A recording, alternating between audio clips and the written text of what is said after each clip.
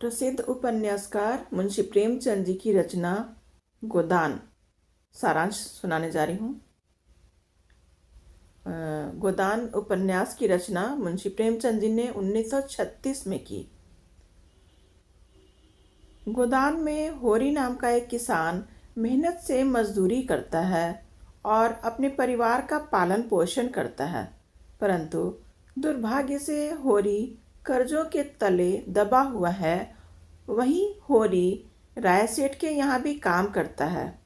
कई वर्षों से होरी की भी एक लालसा है कि उसके घर भी एक गाय होनी चाहिए ताकि उसके बच्चे भी दूध और दही खा सकें।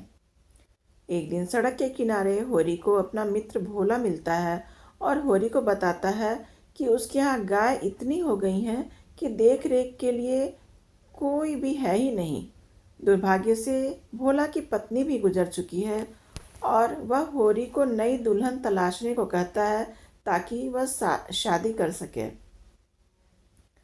तुरंत होरी के मन में एक बात आती है और होरी भोला से कहता है कि भोला, तुम्हें दुल्हन की तलाश है और मुझे गाय की, और वैसे भी तुम्हारे यहाँ इतनी गाय है कि देखभाल करने वाला कोई नहीं है, तो अच्छा यह होता कि तुम मुझे एक गाय दे दो और बदले में मैं तुम्हें एक दुल्हन ढूंढ ही दूंगा।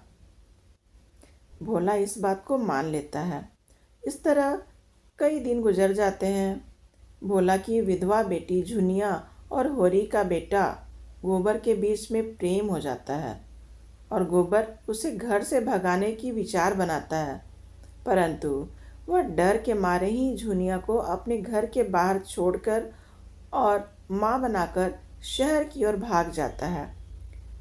होरी की पत्नी धनिया धर्म के चलते ही उसे बहू स्वीकार कर अपने घर में रख लेती है, परंतु भोला को यह बात अच्छी नहीं लगती और होरी के सामने शर्त रख देता है कि अब झुनिया मेरी बेटी नहीं है और तुम भी उसे घर से बाहर निकाल दो, वरना हमारी मित्रता टूट जाएगी और उसके साथ ही मेरे द्वारा दी गई गाय का मूल्य चुकाना होगा।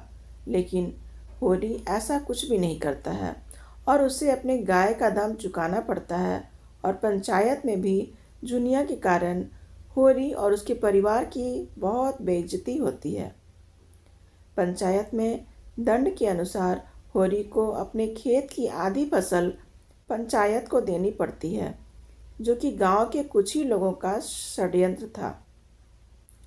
होरी का भाई भी षड्यंत्र कर उसकी गाय को चारे के साथ विष मिलाकर दे देता है और गाय खत्म हो जाती है और इसी के साथ अब होरी के पास कुछ भी नहीं बच पाता है और होरी फिर से मजदूरी करने लगता है। गोबर वापस आता है और सब कुछ ठीक करने की सोचता है।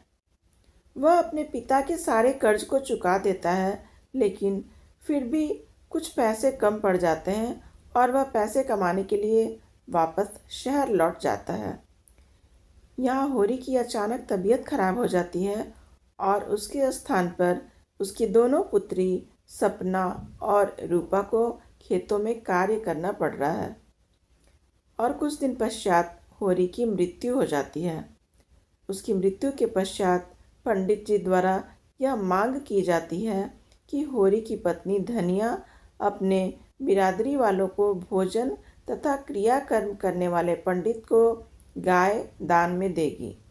तभी धनिया सोचती है कि जीते जी उन्हें गाय का सुख प्राप्त ना हुआ और उनकी मृत्यु के पश्चात भी यह पंडित गाय देने में को कह रहे हैं।